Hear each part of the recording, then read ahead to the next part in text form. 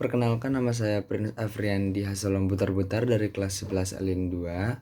Saya akan memberitahu kearifan lokal daerah khas Batak karena saya berasal dari suku Batak.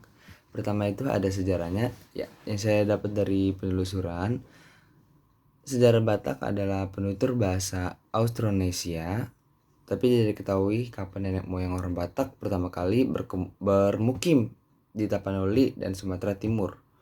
Bahasa dan bukti-bukti arkeologi menunjukkan bahwa orang yang berbahasa Austronesia dari Taiwan telah berpindah ke wilayah Filipina dan Indonesia sekitar 2500 tahun yang lalu, yaitu pada zaman batu muda atau disebut Neolitikum. Karena hingga sekarang belum ada artefak Neolitikum atau zaman batu muda yang ditemukan di wilayah Batak, maka dapat diduga bahwa nenek moyang Batak baru berimigrasi ke Sumatera Utara pada zaman logam. Hingga saat ini teori-teori masih diperdebatkan tentang asal-usul dari bangsa Batak, mulai dari Pulau Formosa atau Taiwan, Indo-Cina, Mongolia, Mizoram, dan yang paling kontroversial, 10 suku yang hilang dari Israel. Asal-usul suku Batak sangat sulit untuk ditelusuri dikarenakan minimnya situs peninggalan sejarah yang menceritakan tentang suku Batak. Maka sering dikatakan menelusuri asal suku Batak adalah kerjaan yang sangat membosankan.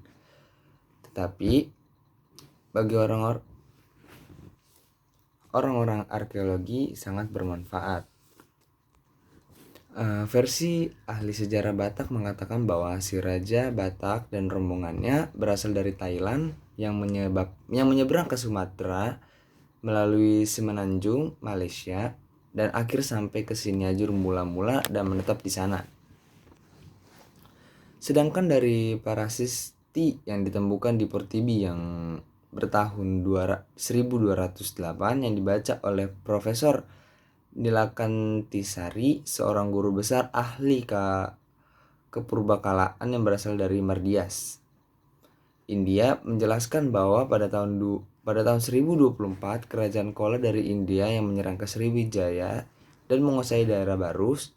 Pasukan dari kerajaan Kola kemungkinan adalah orang-orang Tamil karena ditemukan sekitar 1500 orang Tamil yang berkumis di Barus. Pada masa itu, Tamil adalah nama salah satu suku yang terdapat di India.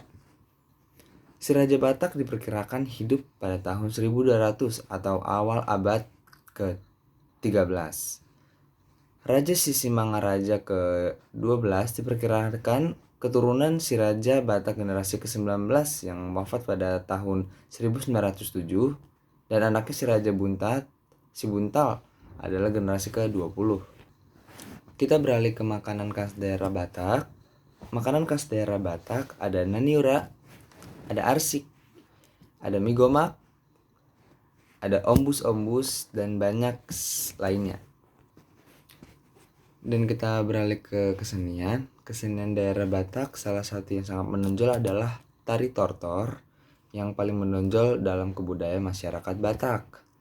Toba Manortor atau menari bahasa Batak Toba merupakan lambang bentuk syukur kepada Mulajadi Nabolon, dewa pencipta alam semesta, dan rasa hormat kepada hula-hula dalam konsep kekeluargaan mereka. Hula-hula yang dimaksud dalam adalah orang-orang pendahulu. Ya, kita masuk ke pembahasan terakhir, yaitu tradisi khas daerah Batak. Pertama ada Mangokalholi yang berarti mengambil tulang belulang orang tua atau leluhur mereka di dalam kuburan, lalu ditempatkan di dalam peti dan diletakkan dalam buah bangunan tugu khusus untuk menyimpan tulang belulang leluhur. Tradisi ini membutuhkan biaya besar karena selain memotong hewan ternak, acara dilaksanakan hingga beberapa hari. Semua etnis Batak melaksanakan tradisi Mangokalholi, meski nama dari tradisi ini berbeda-beda tiap etnis, yaitu etnis Toba dan Simalungun menyebutnya Mangokalholi. Pada etnis Karo disebut dengan Manapek Tulan. Yang kedua ada si Gale-Gale, adalah boneka kayu menyerupai manusia, dan biasanya patung ini berada di rumah atau depan-depan rumah adat Batak Desa Tomok, boneka ini digerakkan manusia yang berada di belakang patung si Gale-Gale. Menurut legenda masyarakat suku Batak, si Gale-Gale adalah putra tunggal kesayangan dari Raja Rahat. Namun si Gale-Gale meninggal karena sakit. Raja merasa sangat kehilangan anaknya, kemudian dia mengobati kesedihan raja, maka dibuatlah boneka untuk menenangkan perasaannya yang menyerupai si Gale-Gale. Dan masih banyak lainnya. Itu saja, sekian dari saya. Mohon maaf jika ada kesalahan kata yang menyinggung perasaan Anda atau ketidakjelasan saat saya berbicara. Mohon maaf. Terima kasih telah menonton video ini. Jangan lupa like. Maaf, terima kasih.